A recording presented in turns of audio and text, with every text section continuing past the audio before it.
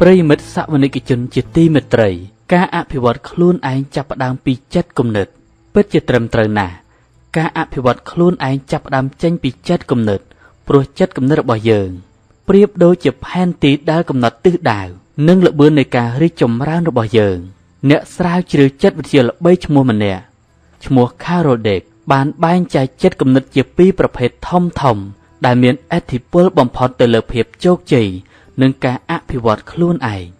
1. ចិត្តគំនិតលូតលាស់ Growth Mindset បុគ្គលដែលមានចិត្តគំនិតប្រភេទនេះជឿថាសមត្ថភាពឆ្លាតវៃនិងទេពកោសល្យរបស់ពួកគេអាចកែប្រែ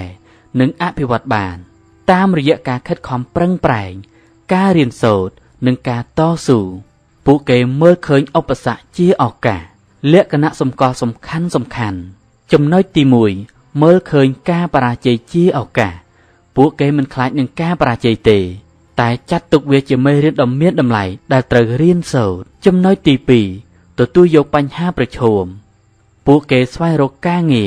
រឬជំនាញថ្មីដែលពិបាកដើម្បីពង្រីកសក្តានុពលខ្លួនឯងចំណុចទី3ទុកការខិតខំជាគន្លឹះពួកគេជឿថា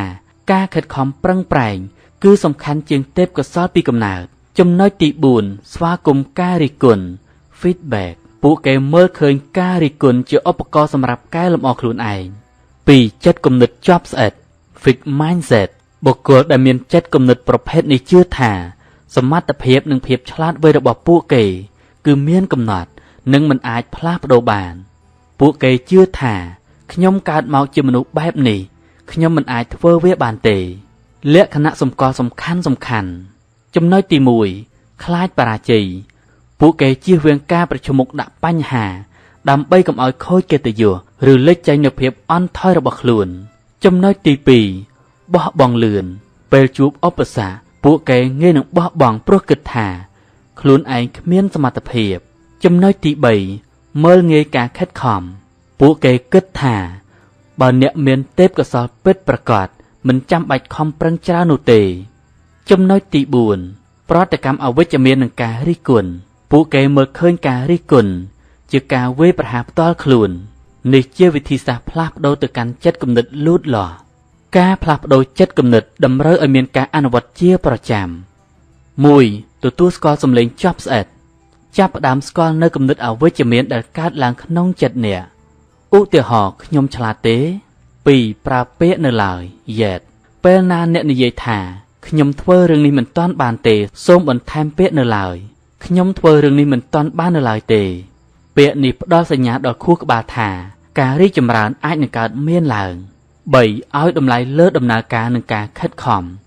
ត្រូវសរសើរខ្លួនឯងឬអ្នកដទៃចំពោះការតស៊ូនិងកិច្ចខិតខំប្រឹងប្រែងមិនមែនគ្រាន់តែលទ្ធផលសម្រេចបាននោះទេ 4. បដូរទស្សនៈលើកំហុសរាល់កំហុសគឺជាឱកាសដ៏ល្អឥតខ្ចោះដើម្បីពិសោធន៍រៀនសូត្រនិងផ្លាស់ប្ដូរយុទ្ធសាស្ត្រ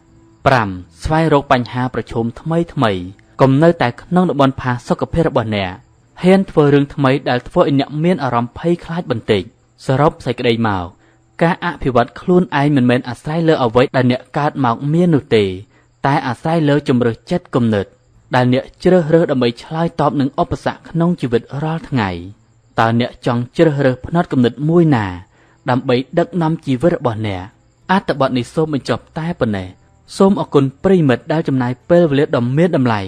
តាមដានស្ដាប់អត្ថបទនេះតាំងពីដើមរហូតដល់ចប់ប្រសិនបើប្រិយមិត្តមិនទាន់ចុចពាក្យ Subscribe សូមប្រិយមិត្តចុចពាក្យ Subscribe និងចុចសញ្ញាកណ្ដឹងដើម្បីទទួលបានវីដេអូថ្មីៗជាបន្តទៀតសូមអរគុណ